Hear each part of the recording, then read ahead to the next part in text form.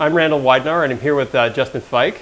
Justin, tell us a little bit about yourself. Hi, my name is Justin Fike. I'm an author, a life coach. The thing I'm really passionate about, if you really boil it down, is working with people to help them be fully freed up and unleashed in discovering their potential and actually stewarding their divine identity in a more intentional and effective way. Here at Curation, we often talk about identity in terms of four different sort of quadrants or looks at it. One being sort of the relational to God, like who am I deep down spiritually? Am I a loved individual? That's sort of a relational identity. And then we also look at it from sort of a presentness, like how am I feeling presently? Being in touch with that presently. And then another quadrant is memories. What is my story? Because really, if you were to take our memories away, we wouldn't be anything other than just a person. It's our memories that really make up a huge part of who we are. But you've been working with this fourth quadrant, what we call traits, or I don't know how you would describe it, but it helps people discover a lot about who they are, maybe occupationally. Speak a little bit more about that and how they relate to a group as a whole.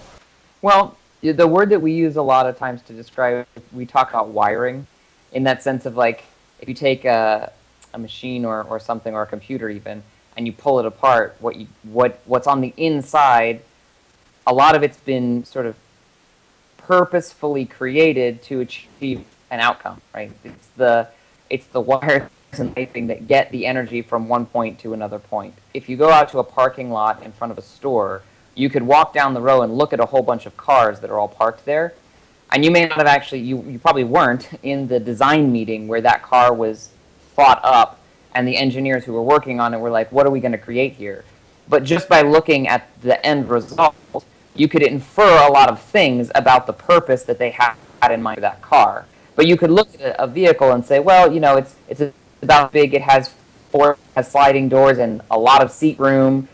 That probably is intended to carry people around. That one over there has an open back that you could load stuff into really easily. Just by looking at its design, you could start to make some assumptions about ways that it could be used well and ways that you could probably try to make it work, but it might not actually be the most effective thing. It might even cause damage to the car if you tried to force it to do something that it really wasn't designed to do well.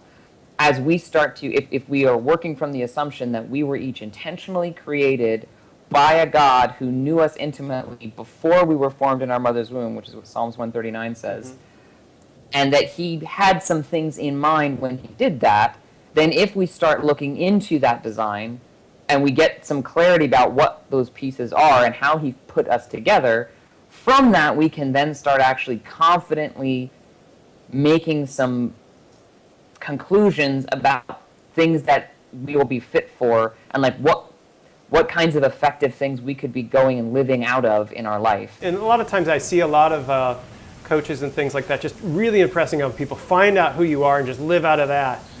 And that's a lot of pressure. It's like, oh gosh, what if I'm not fully realizing my full self by doing accounting in my business instead of just being creative, Or my children are so distracting from my creative and learning pursuits. You really do have to sacrifice to pay attention to someone and to attune to something for a period of time. And, we are called to both live out of that and then being able to hold that dynamic attention of like, ooh, this one kind of grates on me, but I still have to hold it in tension for a while here. So it's like, learning that balance of going like, because there have been jobs that I've taken that I realized there were places where I was in my life where my creativity was so squelched that it was kind of death to me, Right. And so it was important for me to move on from those places and to find places that I can really be more in tune with who I am and who God made me to be, rather than just to be, grinding away at something I thought was pretty noble even, Yeah. Yep. But once it's not until you become intentionally aware of what those things are that you are able to become more healthy in them. Because otherwise, you tend to swing wildly from laboring under the pressure or the assumption that you're probably missing something and you ought to be doing it this way because surely you couldn't just, like, that's just me. That's just how I like to do things, right? I don't get that. What I really ought to be doing is probably this more responsible thing over here or whatever. And then the next day we'll swing wildly to the other side of the spectrum, which is, why don't these people get it? Like this, why is everyone this way? And why can't they just see that this is a better way to do things? Yeah. But becoming aware of what those things are actually allows us to get a lot more centered. And on the one hand, to fully embrace and say, these are the things that God gave me. I have to steward them and live out of this. And so, this decision or this environment or maybe even this relationship is not really the best way for me to do that.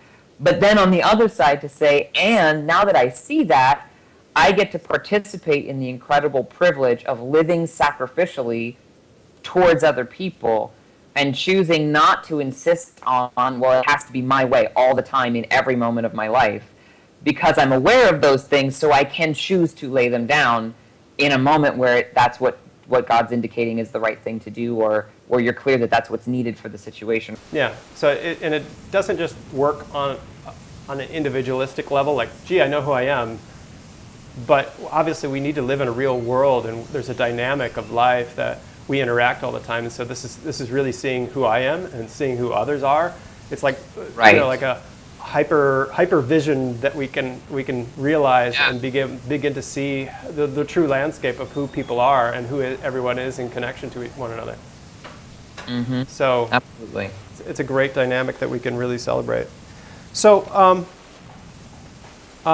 you've talked about some resources, and maybe you can't rattle them off on the top of your head. Maybe we can just put them, as they say, below in the comments of our video here. So any resources in particular that have like a singular book that has kind of pops into your mind as being something that really clues you into some of this?